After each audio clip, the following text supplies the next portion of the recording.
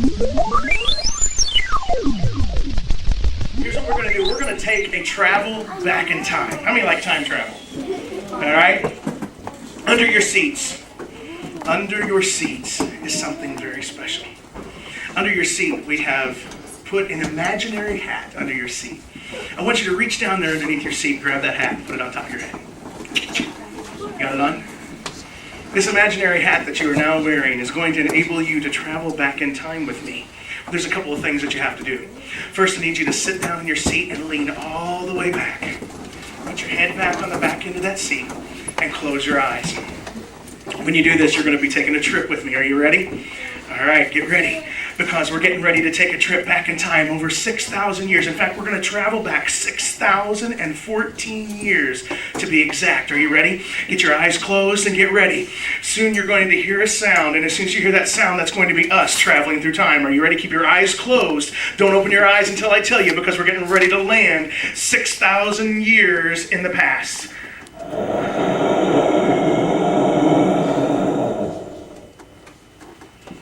Keep your eyes closed. And in your mind, I want you to look around. Just in your mind, and I want you to envision what I'm getting ready to describe to you. You are in the most beautiful garden ever. All around you, there are trees that are growing, and they got fruit hanging off of the trees. This garden is full of the most beautiful flowers that you've ever imagined. Now I want you, in your mind, take your shoes off in your mind and step down in that lush green grass. Do you feel that grass between your toes? That grass is just a little wet, but it feels so good between your toes. Look over the bushes. You're going to see something in the bushes. It's a Brachiosaurus, this gigantic dinosaur. But wait, who is that with that Brachiosaurus? There's a woman over there. That's Eve. She's petting that dinosaur right on the tip of his nose. You've landed on the 7th day of creation. While keeping your eyes closed and your head leaned back, we're going to take another little trip now, so hold on.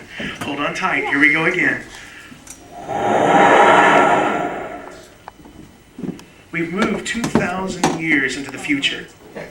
Keeping your eyes closed, I want you to envision what's around you. Right now, you are on the ark.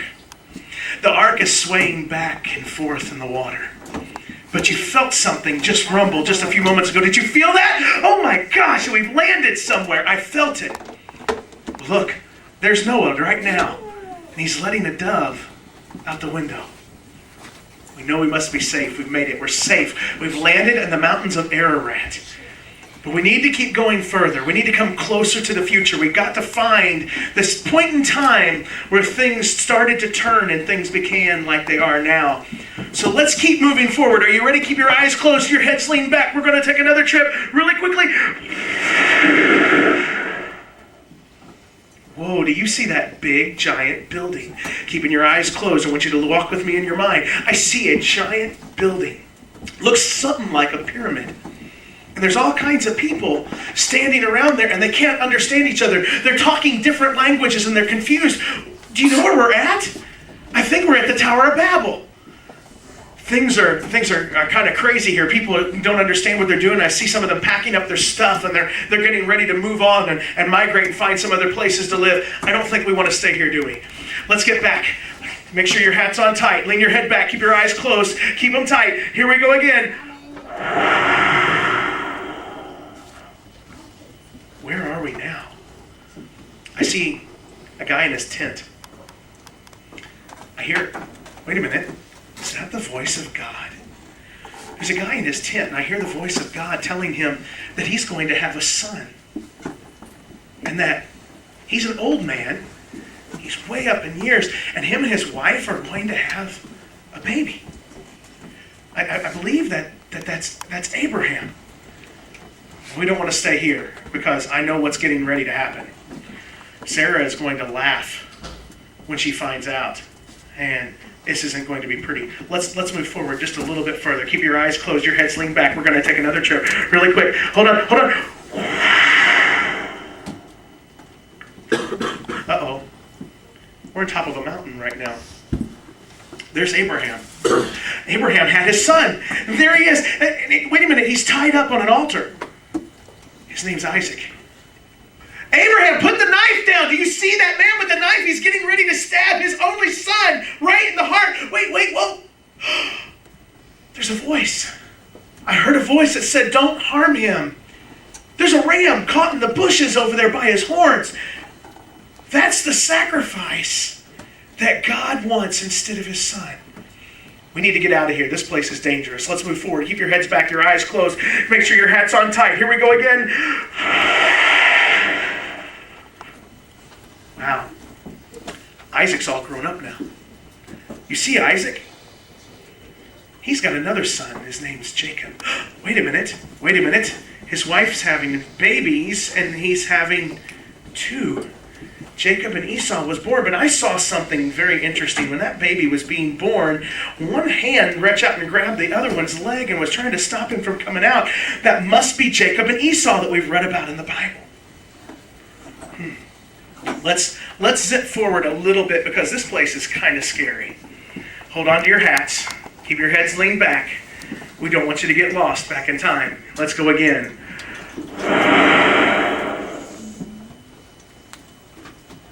Wow. Who is this guy? I see a guy dressed like the Egyptians, but he doesn't look like he's Egyptian. In fact, he looks like one of the Israelites. I know who this guy is. Why, this is Jacob's son, Joseph. Jacob's son, Joseph, was imprisoned in Egypt. And he was sold into slavery, and he was Jacob's favorite son. Now he's there, and he's in Egypt. And who's that old man and those kids? You know who it is. Well, that's Jacob and his brothers. They're coming to Egypt. What are they doing there? I remember the story now. There was a famine in the land, and everyone was hungry. In fact, if it hadn't have been for Joseph, they wouldn't even have food to eat right now in Egypt. They were starving. They were hungry. And so they came to Egypt to find food because they found out that Egypt had knew about the 7 years that there was going to be plenty of rain and plenty of crops, but there's going to be 7 years of famine. And they knew this because of the one guy who doesn't quite look like he's Egyptian. We better move forward just a little bit in time.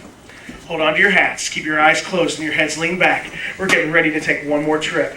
This trip's going to be a big one. So hold on.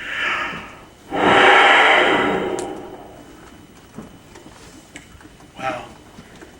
It's been years now. But since Jacob and all of his family moved to Egypt, where Joseph was at, ruling in Egypt, something happened. The mean Pharaoh has now took over. The old Pharaoh is gone. The one that loved Joseph is gone. And now this mean, hateful Pharaoh is there. And he saw that the Israelites were growing in number. And there was a lot of people there. And he decided that he needed to do something. And so they started to imprison all of the Israelites and made them become slaves. But wait a minute. There's another guy who is in Egypt who is not an Egyptian. His name was Moses. Moses was one of the Israelites, but yet when he was a baby, one of Pharaoh's daughters found him in a basket. And she raised him as her own son. And now Moses is turning his back on all of the Egyptians. And he's helping to save all of the Israelites. Now they're free.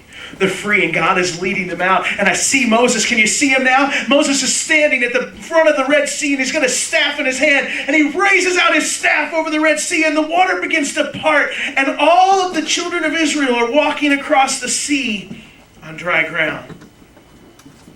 Wow. What a powerful story. But we have to make one more journey to get to where we are now. Are you ready? One more time, and then you can open your eyes, lean your heads back, keep your eyes closed, make sure your hat's on good and tight, because now we're going to progress forward to the future, at the time where Israel is now free. You can open your eyes and look around. You know who's here? This is the time where there was no presidents, There was no kings. There was no rulers over the children of Israel because they're free. They've been in prison and slavery for over 400 years. And now they're finally free. They've got a nation. God's given them the land. They're done walking in the wilderness. And now they have complete and absolute freedom. There is a man, though. A man of God who is telling them what God wants. The word for this guy is prophet. Has anybody ever heard the word prophet? There's a prophet by the name of Samuel. And Samuel was an old man, but Samuel was a wise man. And he knew the voice of the Lord when he heard it. And Samuel had heard the voice of the Lord and was judging the people. Here's what the judges were for. God would speak to the judges like Samuel, and then he'd tell the people, this is what God's telling me that he wants you to do. Well, Samuel was getting older, and everybody respected Samuel. But everybody also knew that one day, Samuel was going to die. Now, the Israelites had been ruled by judges for years, but they were tired of that. They wanted to be like other nations. They wanted to be like other people. And so they went to Samuel and they said, you're getting old. And we know that you're not going to live much longer. And so, make us like other nations. Make us like other people. And so you know what they did? They begged him to make them like other people and said, give us a king to rule over us. Well, Samuel said, okay, I'll pray about this. Samuel went to go and pray. And he come back and he told the people, he said, I don't think this is a good idea. He said, here's what's going to happen if you get a king. He said, they're going to make servants out of your daughters. They're going to send your sons off into war. And they're going to take away all of your crops to feed his royal court. And the people looked at Samuel and said, maybe so. But we still want a king. We want to be like everybody else. And so, Samuel went to pray. And God chose a king. There was a man came in looking for his donkeys. He lost his father's donkeys. And this man came into town. Samuel saw him and God spoke to him and said, there's your king. So Samuel called to him and he said, I want you to come here and I want to talk to you. He said, I'm choosing you to be king over all of Israel. They have asked to have someone to rule over them. They no longer want us to have the judges and doesn't want God to tell them what to do. They want a man to tell them what to do. And so he said, today you have been chosen by God to lead these people. And you are going to be their king. And here's how you're going to know that God has sent you. He said, you're going to be walking down the street. He said, but by the way, your father's donkeys have been found. He told them where they was at. And he said, you're going to be taking a trip. And he said, as you're going into town, you're going to come into some other prophets. And when you see them, the Holy Spirit will come upon you. And you will be able to prophesy just like the prophets do. And so Saul left, excited, but he left, and a little bit of nervousness. He ran into the prophets, and lo and behold, guess what happened? He started to prophesy just like the other prophets. Why? Everybody said, well, is now Saul a prophet also? You see, Saul was anointed to be king. He was chosen by God. He said, I don't come from a very good family. I don't have a lot of wealth. Why would God want to choose me? Well, Samuel anointed him. And he told him, he said, you're going to be tested. You're going to be tempted. Things are going to happen. And you're going to be up against some hard things. And he said, as long as you remain faithful to God, everything will be okay. How many of you know that you have to remain faithful to God? You have to do everything that God asks you to do. Well, Saul got his first test as the king when a group of people called the Ammonites, they wanted to make slaves out of all the Israelites. Well, Saul said, no way, man, this isn't happening. And they went to war with the Ammonites. Guess who won? King Saul. Oh yeah, King Saul won, Ammonites 0.